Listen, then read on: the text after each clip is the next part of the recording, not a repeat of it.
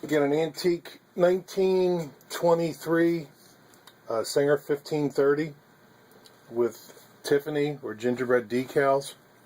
Serial number is G0225272.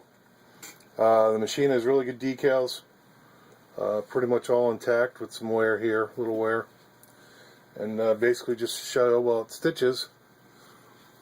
Got 6 layers of denim, and they're already stitched once for photo used in the ad. Also, the machine has a hub. It's a Treadle machine. You can mount a motor or a hand crank. This hand crank is mine, and so is the wooden base. These do not come with the machine. They're for demonstration purposes only.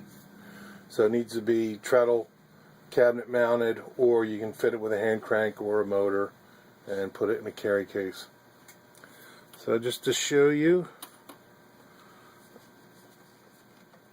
how it goes.